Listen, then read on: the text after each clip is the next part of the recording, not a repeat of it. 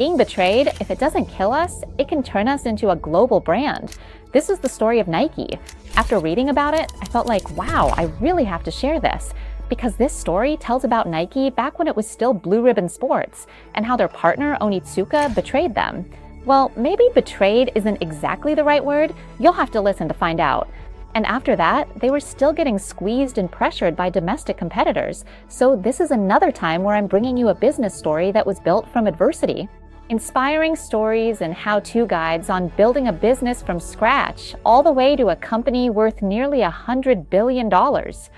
Through this, we'll really come to understand how gratitude, revenge, friendship, ambition, and betrayal are the perfect mix that led to the creation of the Nike brand, a true fighter's brand that absolutely lives up to its slogan, "Just do it."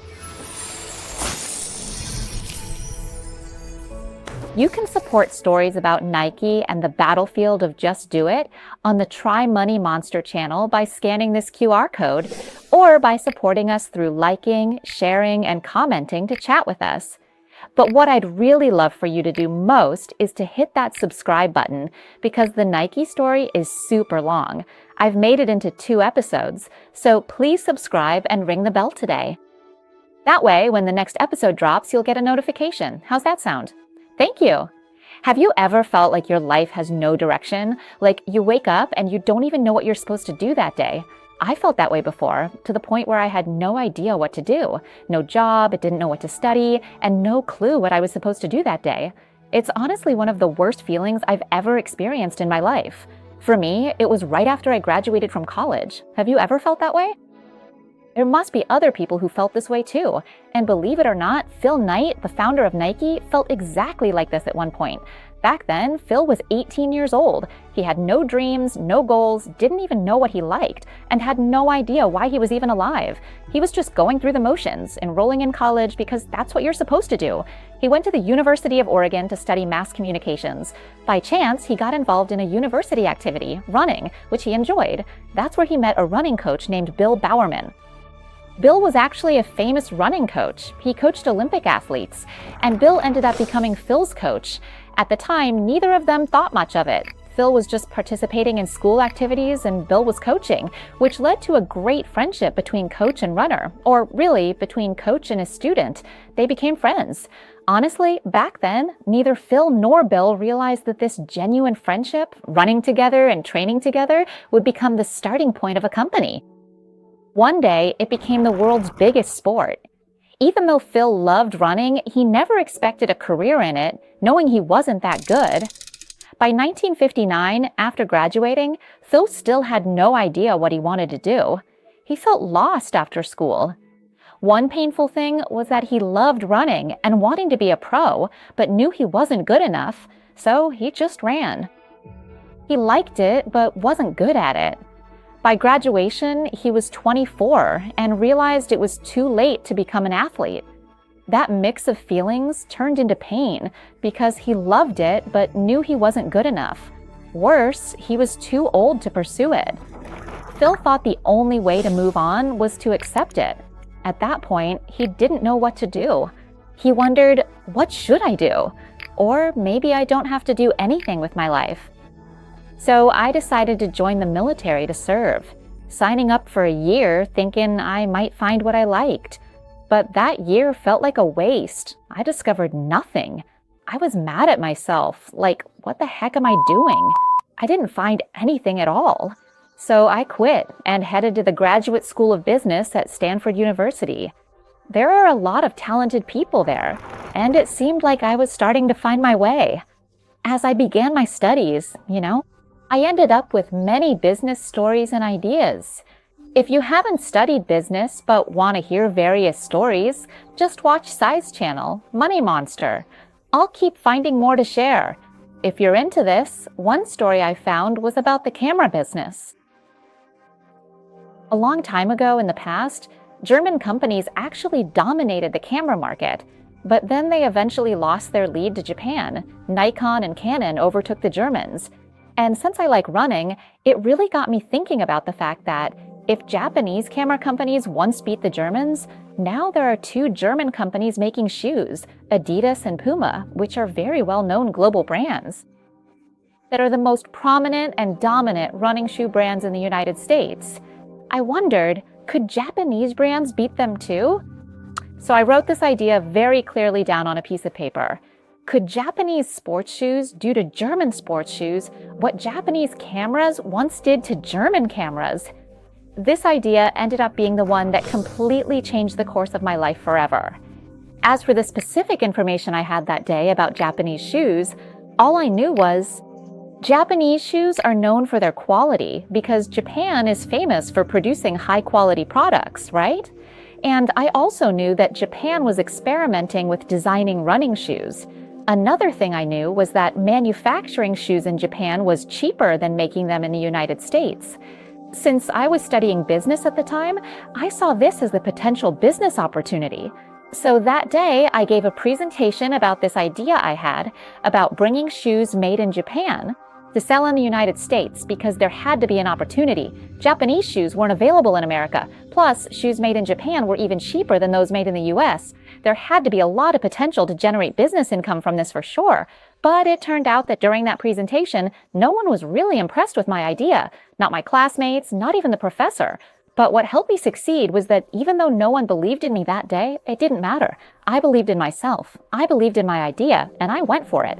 But even though I say I went for it, I kept the idea to myself for a while. After I finished my business school master's degree, I moved back in with my parents. I just stayed at home, feeling bored and stuck, not really able to think of anything, just lying around, until one day I thought, why am I just waiting here? I should go out and look for opportunities. So I invited a friend to travel around the world with me. We were going out to find something new. At that time, I already had it in mind that while we were traveling the world, we'd make a stop. To Japan, too, to see if that crazy idea I came up with during my master's would actually work there.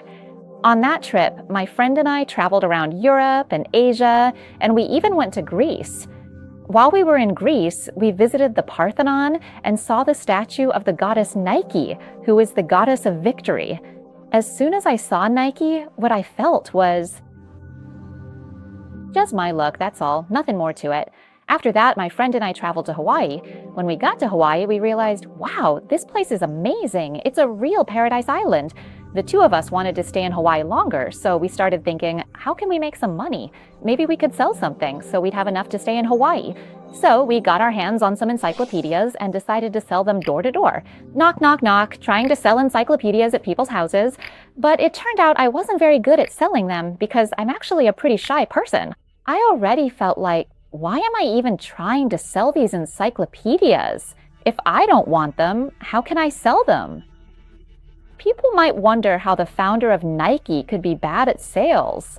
Well, maybe he just didn't feel a connection to the product. While in Hawaii, my friend got a girlfriend. I told him to stay with her, so we went our separate ways. My next destination was Japan. That was 1962. In Kobe, Phil's attention was caught by a pair of athletic shoes. The brand was called Tiger, made by a company named Onitsuka. When Phil saw them, it wasn't just that they looked good, they really spoke to him. As soon as he touched them, he could tell these were high-quality shoes, and the price was great too. So what did Phil do?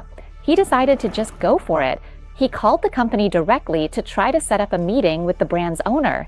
And as it turned out, he managed to get an appointment. As soon as Phil secured the appointment with the brand owner, the very first thing he did was look for an outfit.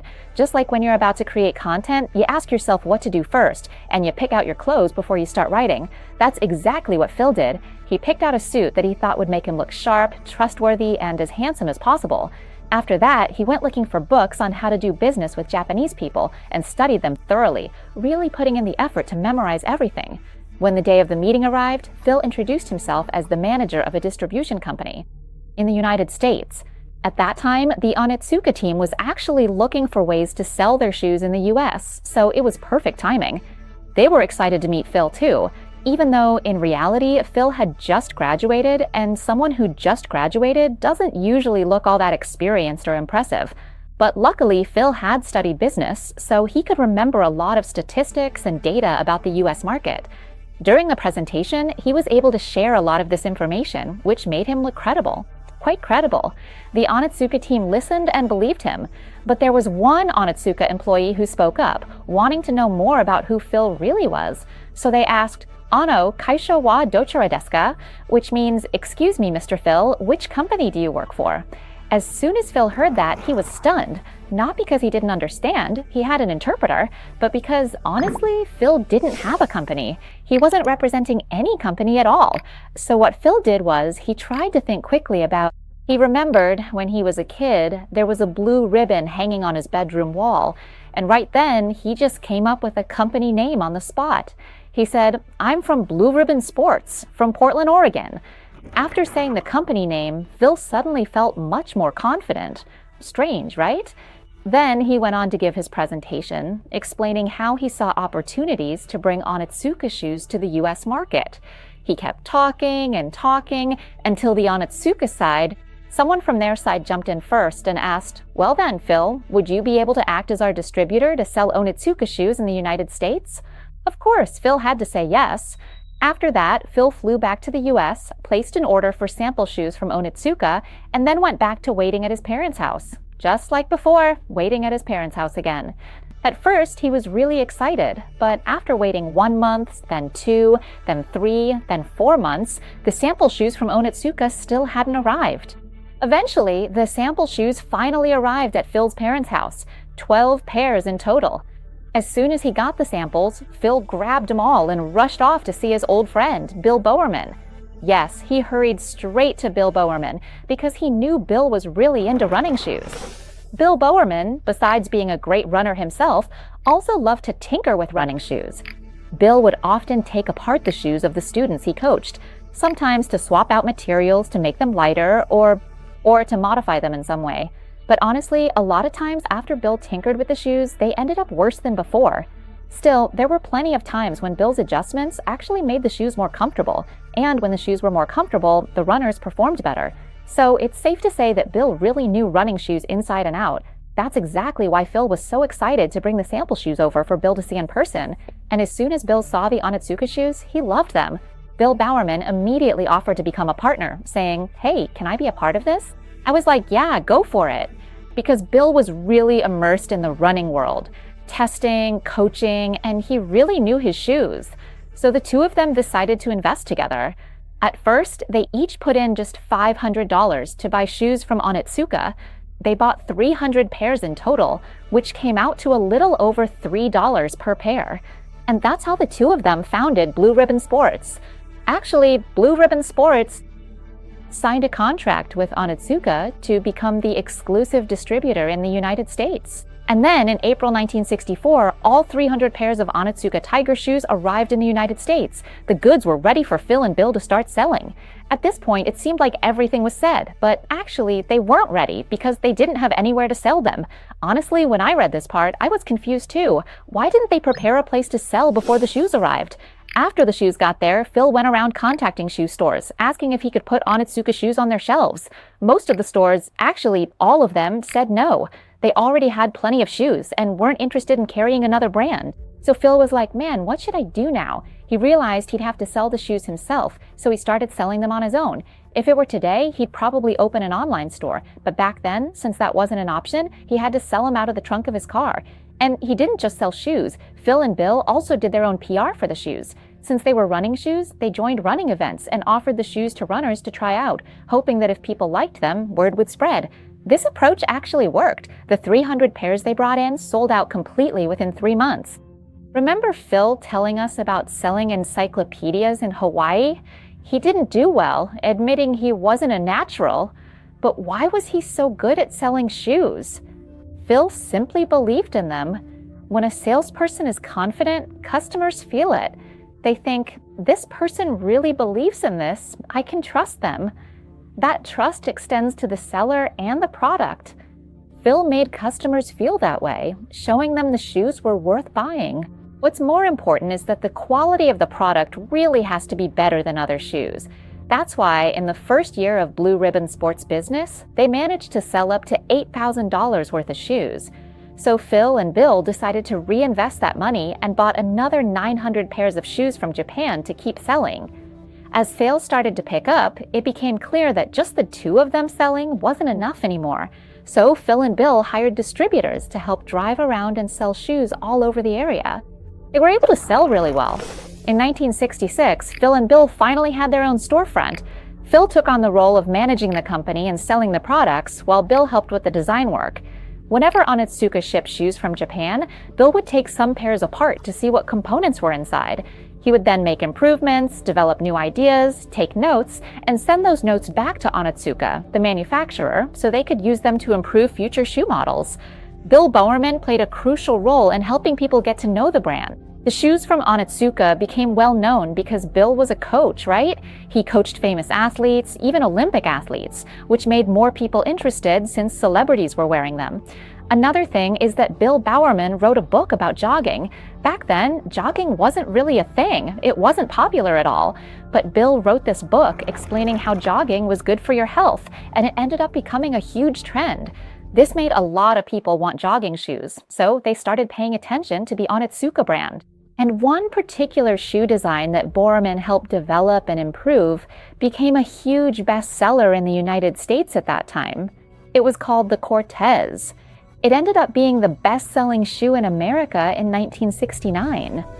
Because of that, Blue Ribbon was making about $300,000 a year from selling Onitsuka shoes in the US. You could say the business was really booming at that point. But what Phil and Bill were completely unaware of at the time was that Onitsuka was already in the middle of a secret plan to stab them in the back. The story from here in episode 2 gets incredibly intense and exciting. So make sure to hit subscribe, ring that bell, and keep a close eye out for the next episode of Nike Brand, The Battlefield of Betrayal, episode 2.